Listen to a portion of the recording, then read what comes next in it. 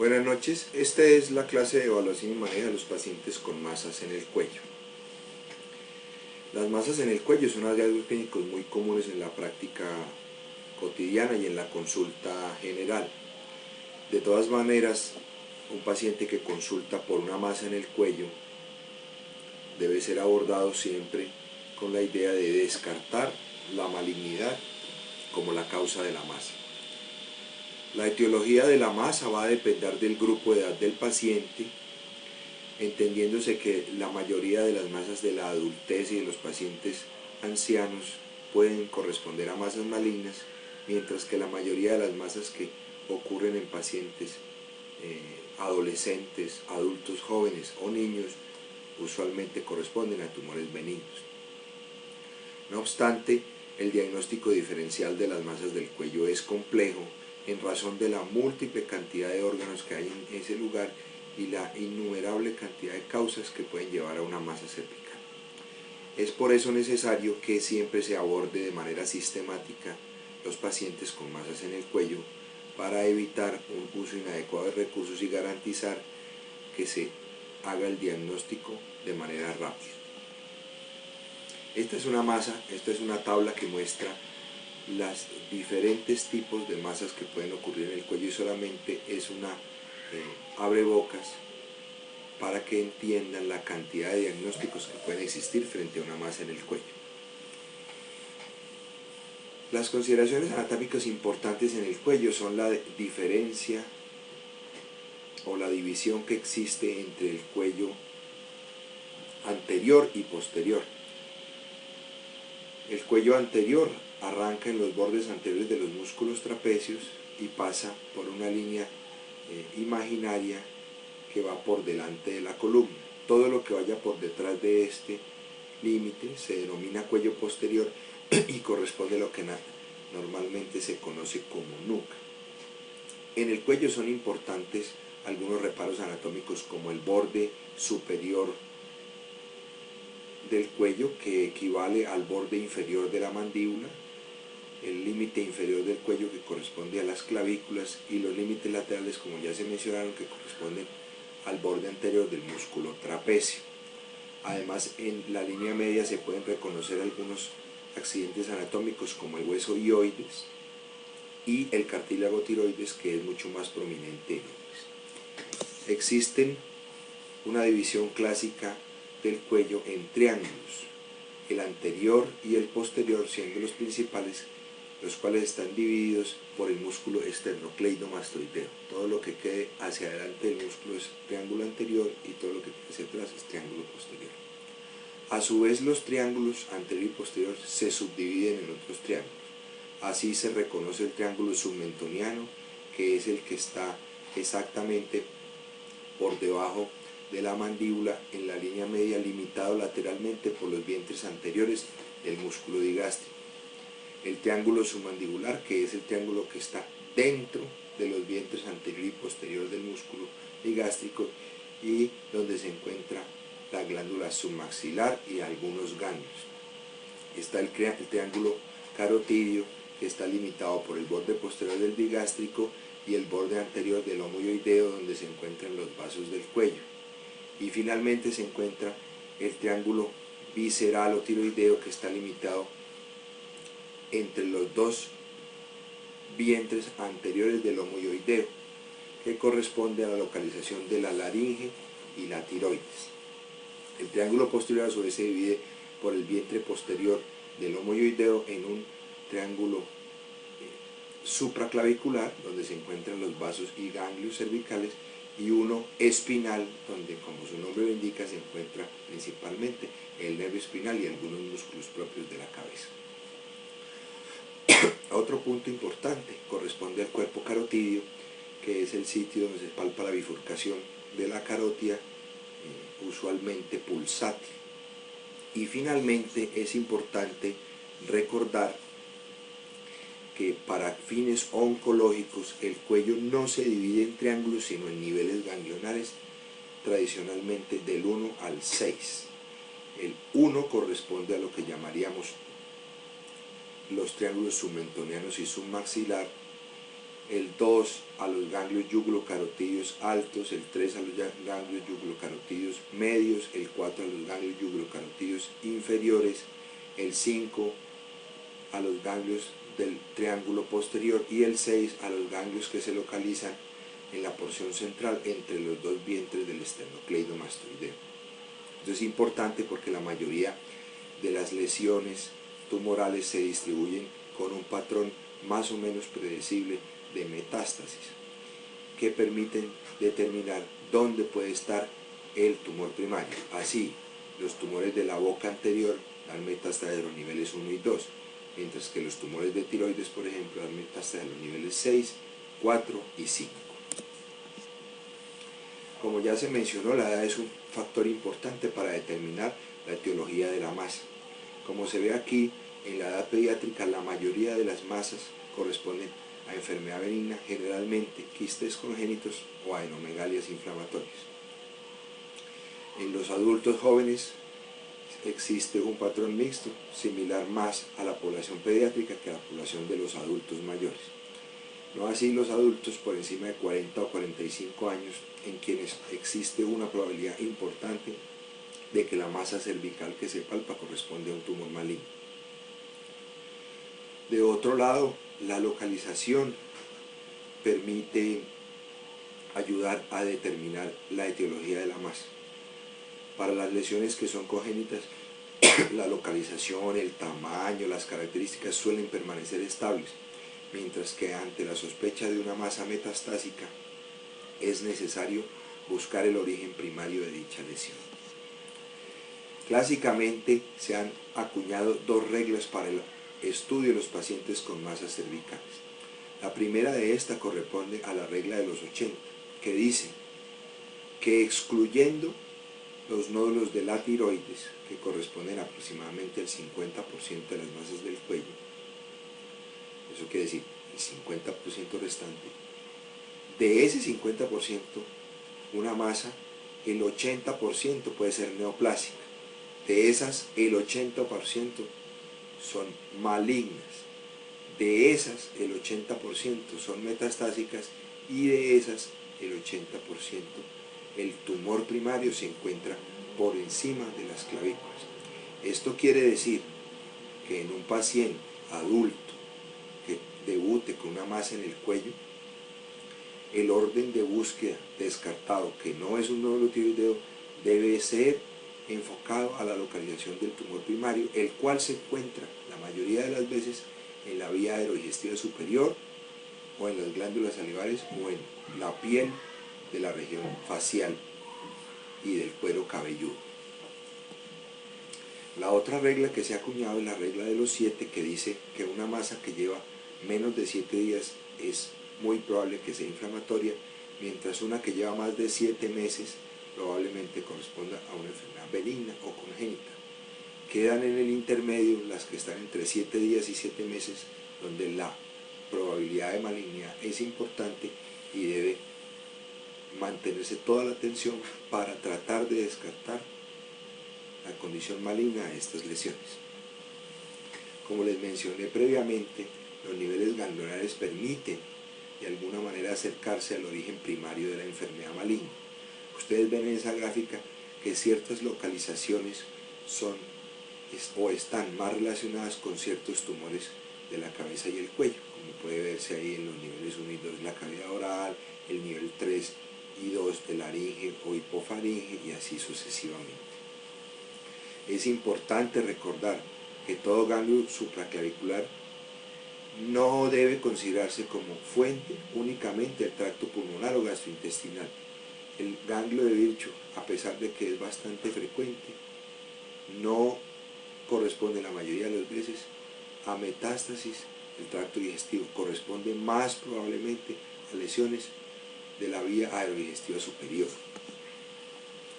¿Qué se debe hacer ante un paciente que tiene una masa en el cuello?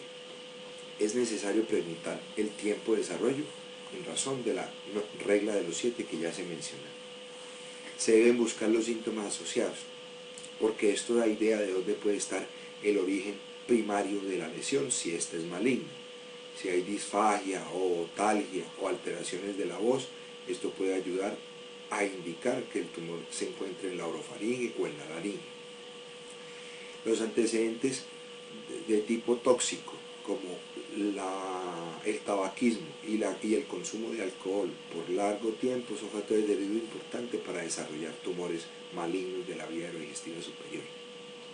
Y el hecho de haber recibido radioterapia previa o de haberse realizado una cirugía previa puede indicar que corresponda a una recidiva tumoral. El examen físico de la cabeza y el cuello debe ser completo y sistemático. No solamente se debe examinar completamente la cavidad oral, incluyendo la mucosa de las mejillas, la lengua en su totalidad, el piso de la boca, el paladar duro y blando, las encías, sino que además de ver es necesario tocar, ya sea con palpación digital o bimanual de las regiones del piso de la boca o de la mejilla para determinar la extensión de cualquier lesión. Igualmente el cuello debe examinarse de manera sistemática, usualmente comenzando debajo de la mandíbula, siguiendo el contorno del músculo esternocleidomastoideo hasta las regiones supraclaviculares y posteriormente la palpación de la porción central o tiroidea y de las glándulas salivares en las regiones parotídeas. Siempre ante una masa se debe hacer énfasis en la localización, el tamaño, si es móvil o fija y si es dura o blanda, porque esto ayuda a sugerir un diagnóstico. Existen múltiples pruebas diagnósticas para el abordaje de los pacientes con masas del cuello. Quizá el más importante y el más útil es la biopsia obstinativa con aguja fina, que corresponde a la toma de una muestra directa de la lesión. La tomografía es muy importante, pero con fines terapéuticos, esto es para planear un procedimiento quirúrgico. Los fines diagnósticos de la tomografía son importantes en masas de gran tamaño, no así en masas más pequeñas, y muchas veces se solicitan exámenes paraclínicos innecesarios que simplemente retrasan la remisión o el inicio rápido de cualquier tratamiento. El uso de la resonancia magnética se reserva exclusivamente para lesiones en localizaciones faciales donde sea necesario determinar la invasión del sistema nervioso central o de las estructuras de la columna vertebral. La ecografía es muy útil para el estudio de las lesiones tiroideas y de las masas del cuello donde se sospeche condición benigna, ya sea un quiste tirogloso, un quiste branquial. En estos casos no es necesario pedir tomografías, pues la ecografía es suficiente examen. Finalmente, la gammagrafía ha perdido vigencia en el análisis de los pacientes con masas del cuello. La biopsia con aspiración por aguja fina permite hacer el diagnóstico histológico de las lesiones y prácticamente está indicada en cualquier masa, a menos que sea una masa abscedada o una masa de carácter vascular.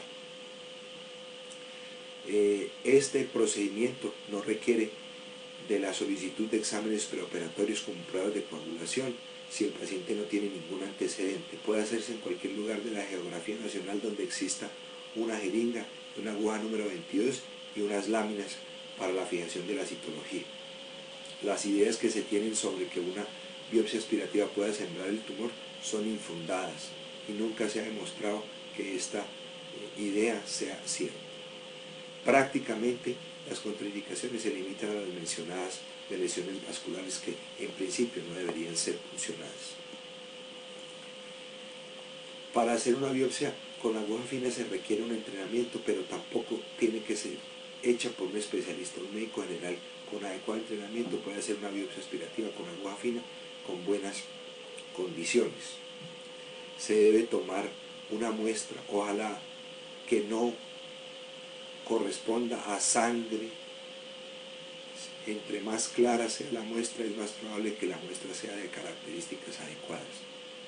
Una vez introducida la aguja, va a hacer varias pasadas sobre toda la masa, tratando de captar la mayor cantidad de población celular que permita el estudio patológico. Y obviamente para estos casos es necesario el concurso de un patólogo entrenado que sepa leer la citología y sepa reportarla adecuadamente. Esta es la muestra de una aguja con una jeringa y un dispositivo para la toma, pero este dispositivo no siempre es necesario. La tomografía, como les mencioné, Tiene utilidad en las masas de gran tamaño y para planear el tratamiento quirúrgico. Puede ayudar a diferenciar una lesión quística de una sólida, pero la ecografía hace lo mismo. Es importante para delimitar el diámetro de la lesión, si está vascularizada o no, y muchas veces en el estudio de los pacientes con metástasis permite identificar el sitio del tumor primario. Esta es una muestra de un tumor de nasofaringe determinado, diagnosticado por tomografía. Como ya les mencioné, la resonancia magnética solo se indica para aquellas lesiones donde hay sospecha de invasión de la base del cráneo y es muy útil con las técnicas más modernas para delinear el trayecto vascular en lesiones que se encuentren adyacentes a estos lugares. Esto deja ver una lesión también de la nasofaringe.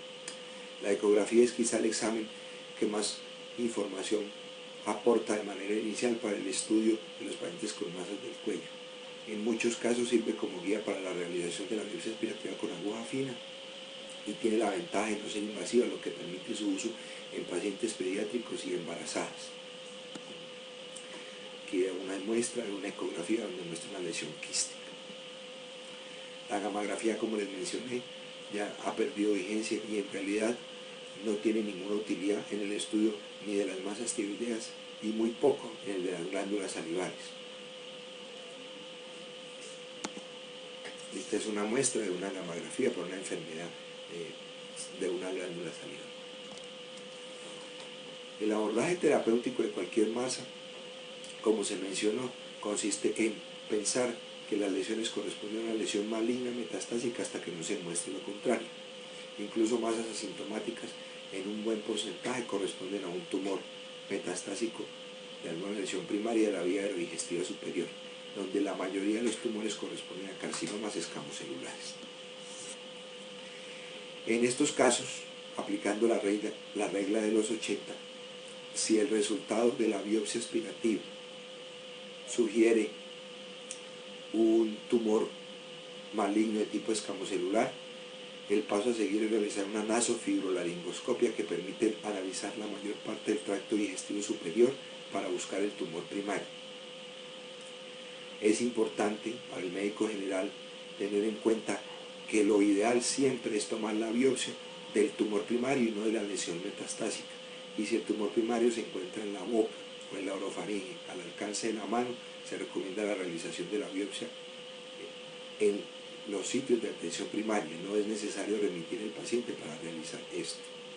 Hay sitios ciegos en la cavidad, en la vía aerodigestiva superior, que requieren de procedimientos invasivos, anestesia general, para la toma de la biopsia. Siempre se debe tener además en cuenta que los pacientes que tienen tumores de la vía aerodigestiva superior pueden tener un segundo primario hasta en 1 de cada 5 pacientes, localizado en el esófago o los pulmones, por lo cual una radiografía de tórax en presencia de un diagnóstico citológico positivo ofrece mucha información. Entra también dentro de las masas del cuello lo que se ha conocido como tumor metastásico de primario desconocido, que corresponden a adenomegalias positivas por la citología en pacientes a los cuales no se les ha podido encontrar el tumor primario. Antiguamente el número era importante, pero a medida que ha ido apareciendo el PET-CT, se ha podido disminuir el número de pacientes que quedan con el diagnóstico de tumor metastásico de primario desconocido. Y usualmente corresponde a lesiones localizadas en la amígdala, en la base de la lengua o en la nasofaringe. En estos casos es donde se indica hacer una biopsia abierta. En los demás casos, lo ideal es evitar las biopsias abiertas porque ante la presencia de un tumor metastásico, la realización de una biopsia abierta sin las debidas precauciones puede aumentar el estadio de la enfermedad. Hay muchos tumores primarios, pero quizás los más frecuentes son los que se encuentran aquí mencionados. Ustedes ven que la mayoría de los tumores del cuello corresponden a nódulos tiroideos que ya fueron abordados en la otra clase.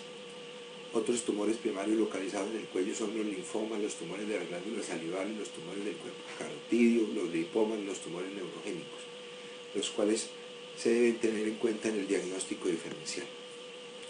Este, por ejemplo, es un ejemplo. Esto, por ejemplo, es una foto de un paciente que tiene un gran bocio multinodular. Este corresponde a un linfoma con un ganglio de carácter metastásico localizado en el nivel 2 y 3 izquierdo en un paciente joven.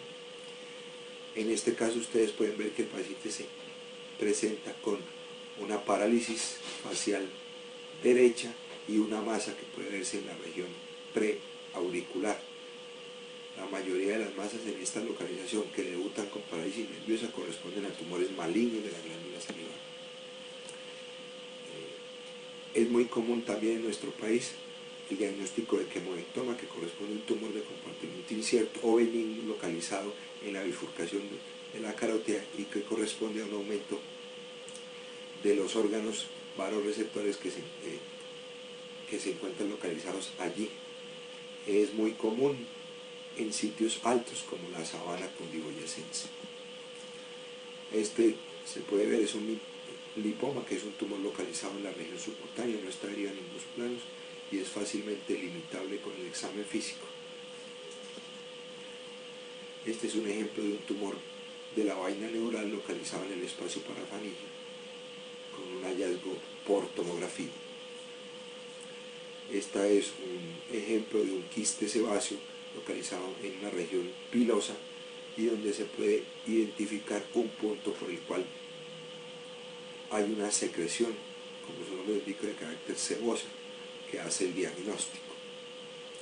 En pacientes más jóvenes, las masas localizadas en la porción lateral del cuello y que no se desplazan con la deglución usualmente corresponden a quistes branquiales del segundo o el tercer arco.